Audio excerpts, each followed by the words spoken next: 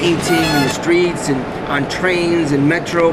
And that's the way I started, by observing it and then slowly, you know, trying to participate in it through writing my name. So that's the way I was introduced to this world of art, as it is today called, you know. Observing it, you know, Ramo Z and let's say A1 and Phase 2. I'm probably the generation after, you know, which is not so bad either, because I got to see how it worked and then use what I was doing and get influence also and do it in my own way.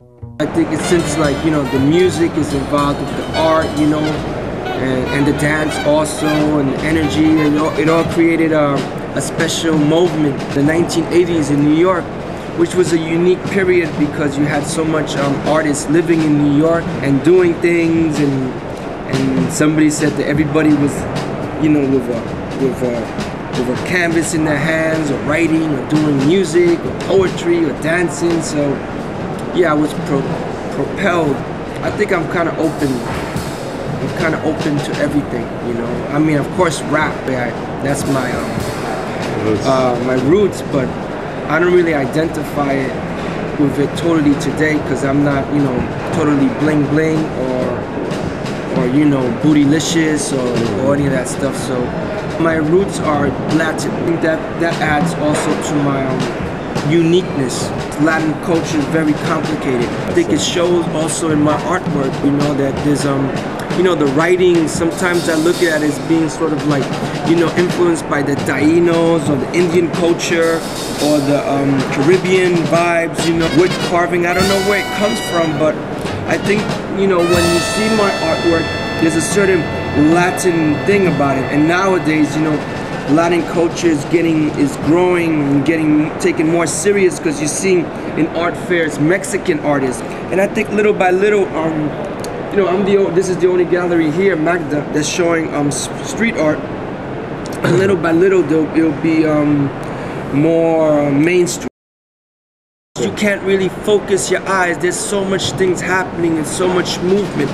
You know, my first influence was like Jackson Pollock. So it's like, that's New York City, you know, art movement of de Kooning and Robert Motherwell and you know, and all those great artists.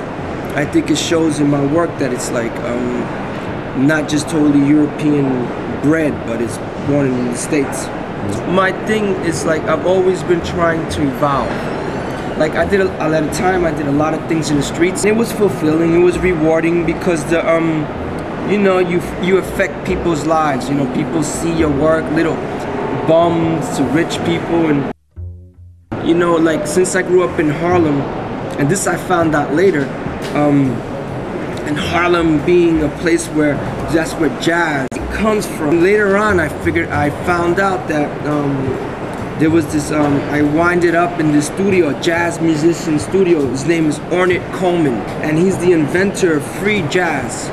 And then later on, I found out that he was an inventor of free jazz. I said to myself, wow, that corresponds with my work, because my work is not at all like, you know, something figurative. It's just improvisation. Then I related it, me growing up in Harlem and the tradition of jazz music, and with Ornette Coleman. I like, you know, Damian Ortega. I like what he does. I think it's kind of cool. Not kind of cool, but it's very strong, because things are being suspended in the air like that. And I also like the Brazilians. I have some Brazilian friends that are artists. They're named the Gemios and Nunca. I like photography. Life is funny, you know. You learn every day.